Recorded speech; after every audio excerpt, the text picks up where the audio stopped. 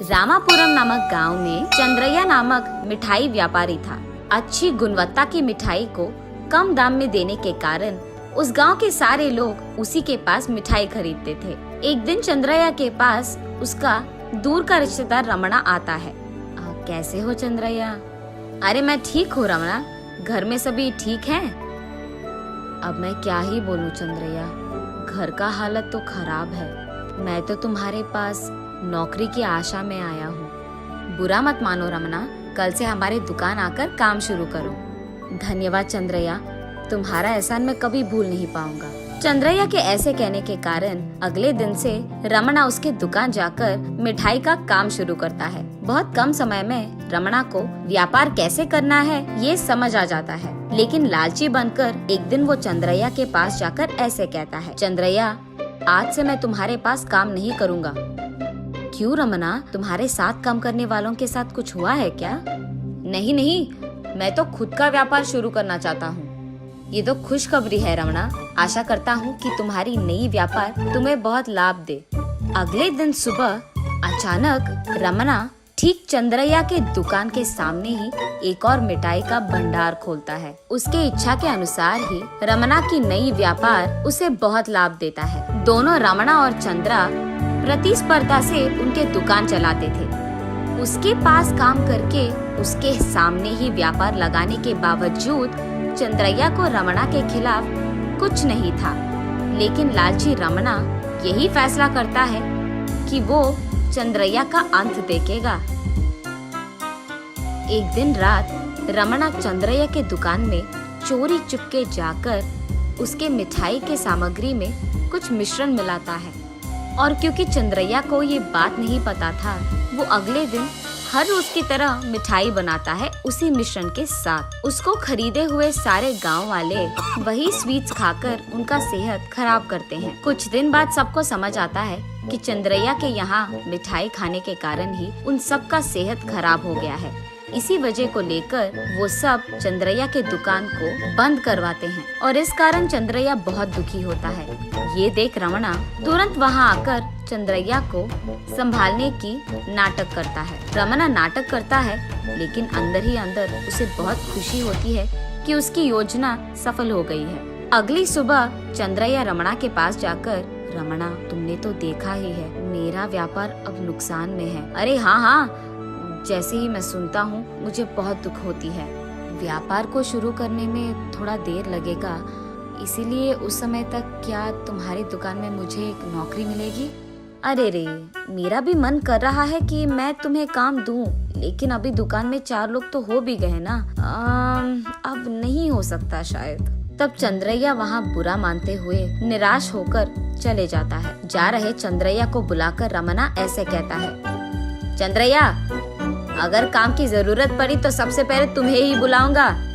बस ये बात सुनकर चंद्रैया खुश होता है और अपने घर पहुंचता है। चंद्रैया की पत्नी वंदना, क्या हुआ जी, क्या आपको कोई काम मिला है?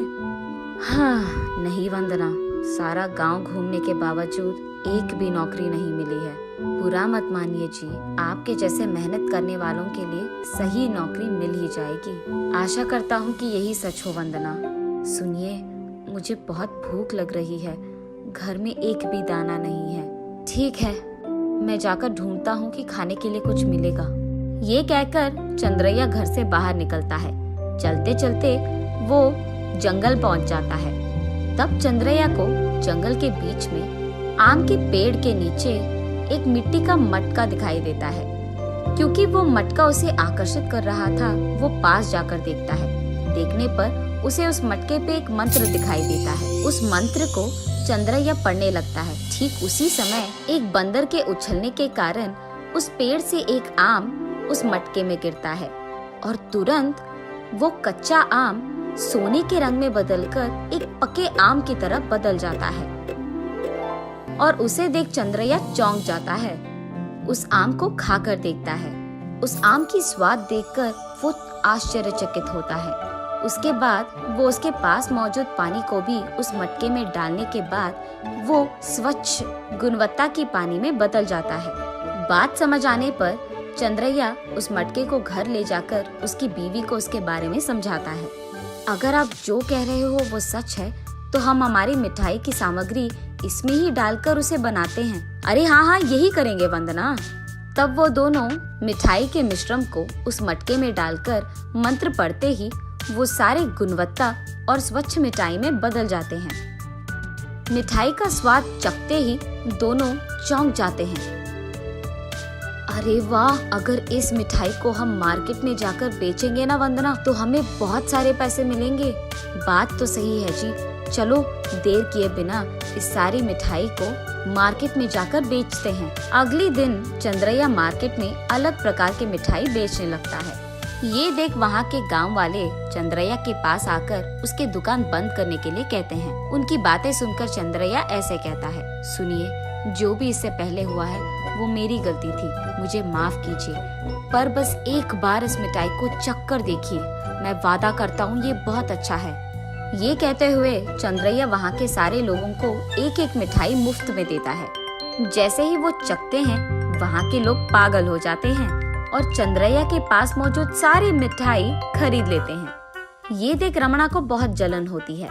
ठीक तभी एक काम करने वाला चंद्रैया के पास ली मिठाई को रमणा के हाथों में देता है। जैसे ही रमणा वो चखता है वो आश्चर्यचकित होता है, सोचता है कि इतनी स्वादिष्ट मिठाई ये कैसे बना रहा है। उसी रात किसी को बताए बिना चुपचाप चंद्रैया के घर जाकर देखता है। ठीक उसी समय चंद्रैया और उसके पत्नी दोनों मिठाई बनाते रहते हैं। हमारे योजना के मुताबिक ही इस जादुई मटके में हमने जो भी मिठाई बनाए हैं वो तो 1 घंटे से पहले ही बिक गए। अरे वाह, तो कल के लिए और भी मिठाई बनाते हैं जी। उसके बाद चंद्रैया और उसकी पत्नी अलग प्रकार के मिठाइयाँ बनाकर सो जाते हैं। जैसे ही वो नींद में चले जाते हैं, वहीं मौजूद रमणा कोई भी शब्द किए बिना उस मट्टे को चोरी से उठाकर वहाँ से चले जाता है। घर पहुँचने के तुरंत बाद रमणा उसमें मिठाई पकाना शुरू करता है। ठीक तभी उस गांव का सरपंच रमणा के पास आकर ऐसे कहता है, कल का जो मेला है उसमें सभी के लिए मिठाई तुम्हें ही बनाना होगा। जरूर सरपंच साहब, मिठाई तैयार करके मैं आपको देता हूँ। ये सुनकर सरपंच वहाँ से चले जाता है।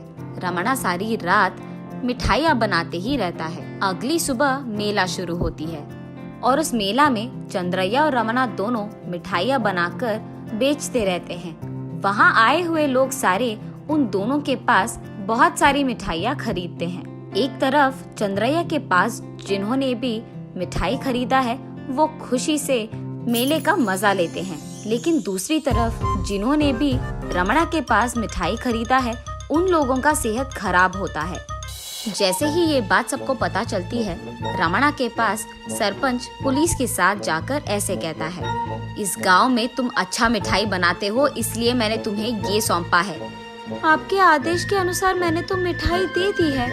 हाँ, वही मिठाई खाकर अब सबका सेहत बिगड़ रहा है। मैं सच कह रहा हूँ, मैंने मिठाई में कुछ नहीं मिलाया है साहब। अगर तुमने कुछ नहीं मिलाया तो लोग ऐसे उल्टी क्यों कर रहे हैं? ठीक तभी चंद्रैया भी उसके जादुई मटके को ढूंढते वहाँ आता है। सरपंच और पुलिस को रमणा के पास देख चंद्रैया रमणा के पास जाते हैं। अब तुम्हारी बातें मैं नहीं सुनूंगा, पुलिस स्टेशन आओ। ये लो, आ गया चंद्रैया। उसको पूछोगे तो सच तुम्हें पता चल जाएगा। मिठाई का काम मैंने तुम्हें सौंपा है, चंद्रैया से मैं क्या पूछूंगा? मैंने ये मिठाइयाँ उसके पास चोरी किए जादुई मटके में ही बनाए हैं। क्या? मेरे मटके का चोरी तुमने किया है? कल रात चुपके से मैं तुम्हारे घर आकर तुम दोनों की बातें सुन लिया, इसीलिए उस मटके को मैंने चुराया। ठीक है, अगर तुम्हारी बात सच है तो चंद्रैया के पास जिन्होंने भी मिठाई खरीदा है वो सब क्यों ठीक है, वही मुझे भी समझ में नहीं आ रहा है।